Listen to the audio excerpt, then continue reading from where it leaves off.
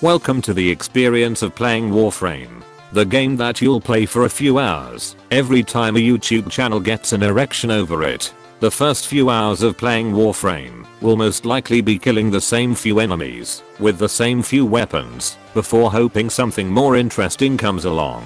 Most players are very likely going to uninstall on the third hour and never play again, but veteran players know that this is just a test of commitment, as only those few who embrace the grind are allowed to experience what this glorious mess of a game truly has to offer. Warframe is not designed to be played casually. In fact, its tutorials are so fucking garbage that it is a fucking requirement to look up endless guides and countless YouTube videos. The feeling of first starting to play Warframe is like being a dog at a birthday party. You have no idea what the fuck is going on, but everyone else is happy and excited, so you're just happy to be a part of it all. The amount of shit to learn in Warframe could easily be made into a university degree. Even the smallest gameplay systems that initially seem to be an afterthought are deeper than most entire AAA games once delved into properly. For example, the Syndicate system, which is like AI factions that players can join and represent, all have completely different rewards, ranks, styles, and beliefs. Not only this, but joining one of them may conflict with the goals of other factions, which in turn decreases your relationship accordingly. On the other hand, some factions are allied with others, meaning that players who carefully consider their choices are able to fully maximize their relationships. There are seemingly countless systems just like this that offer bonuses that most developers wouldn't dream about giving to players. Being a game with a heavy focus on player versus environment combat means that the developers don't need to worry about trivial things like trying to balance different toolsets. If a single variable of a gun in Counter-Strike gets slightly tweaked by 5%, it creates a movement of people claiming that Valve broke the game. Warframe lets you do shit like increase your critical hit chance by 90% or fucking quadruple your health with modifications you can get within the first few hours of playtime. Their mentality is that balance isn't fun and that no one can be overpowered if everyone is overpowered. Speaking of overpowered, the gameplay is fucking designed to make you feel like Goku in a world of crippled Krillins. The enemy balance is just right by being challenging at the right places and easy as fuck when players are trying to learn the game.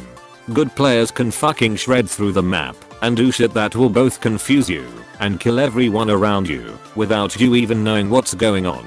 In my personal opinion, a game like this cannot thrive unless its movement system is fun, which is why Titanfall is one of my favorite shooters of all time.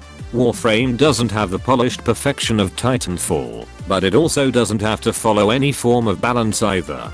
So players can enjoy fucking flying through the map without enemies being able to hit them with almost no previous experience. Players who like customization are also in for a fucking treat, as the detail in this game would have you believe this is a Sims 5 expansion. Every single piece of your gear, from the tiny details of your Warframe to the color of your fucking arrows, and even the tiny tron shit on your character, can be customized. That's without even mentioning the level of customization available on your fucking ship. Players can make their living spaces look just as ugly as their ones in real life to feel right at home. But the level of customization goes even deeper. For example, this Warframe does different types of elemental damage depending on his current color. But that's nothing compared to this music-based frame, who is able to play player-created songs. This even extends further, with players able to purchase entirely different ships, which can be seen from your own bridge as they enter and disband from your squad. What more could you fucking want? Something that seems to be missing from many modern shooters is a strong sense of progression. The old Modern Warfare 2 weapon unlocks have been replaced with paid loot boxes, and winning has turned from a reason to reward a player to a reason to delete someone from Snapchat. Warframe's entire appeal is that even for players who have invested thousands of hours, there is still a sense of progression that they can strive for.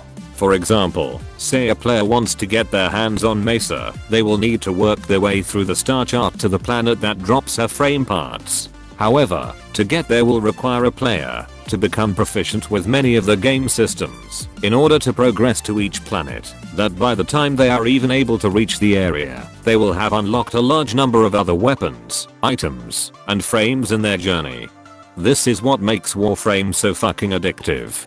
Players can set goals for themselves and work their way backwards through the 50 smaller steps they need to get to their prize, and every step feels like an achievement just for understanding how a new system works. It's like discovering how to solve a mathematical problem for the first time, except instead of failing, if you fuck up, you just create a problem for yourself 50 hours into the future. But that's not something you'll have to worry about for at least another 3 days. It's worth mentioning at this point that Warframe is free to play, but it's done in a way that has gained the respect of its player base for being fair and ethical. Most items or frames can be bought for a reasonable amount of money. However, most players won't feel compelled to spend a cent if they play the game on a regular basis.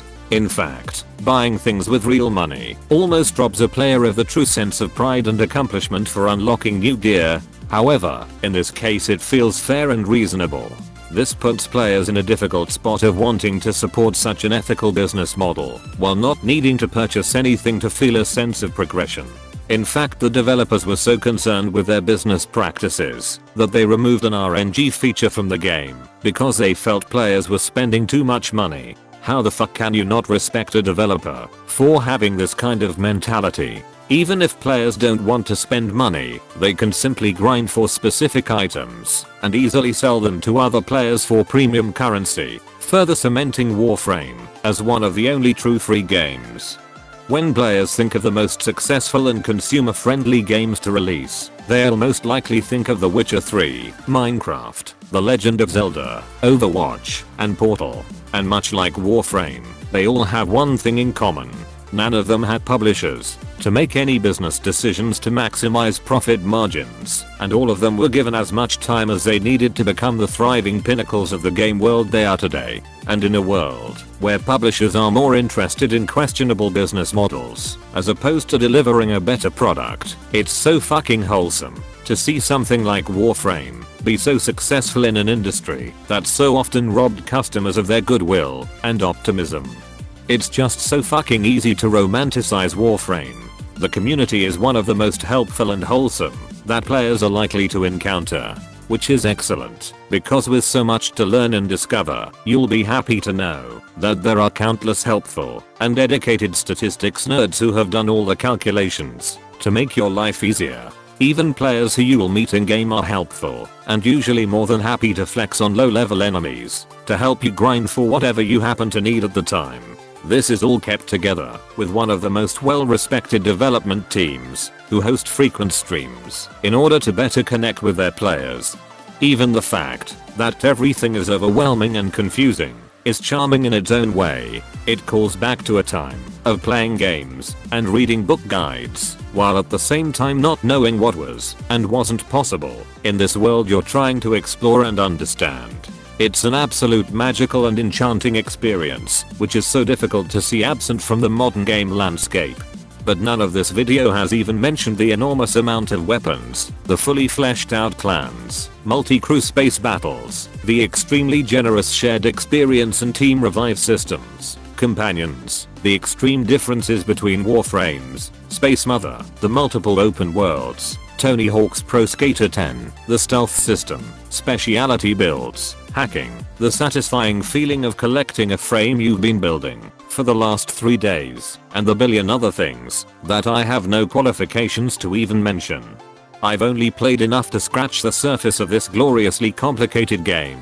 However, I genuinely hope that viewers who have considered trying out Warframe do so for their own sake. This beautiful mess of a game can leave you feeling hollow and empty if you don't make the effort to properly understand its enormous complex personality, but doing so will open up one of the deepest and rewarding games available. Even players who decide this isn't what they like will find it hard not to respect this shining example of what modern games could become.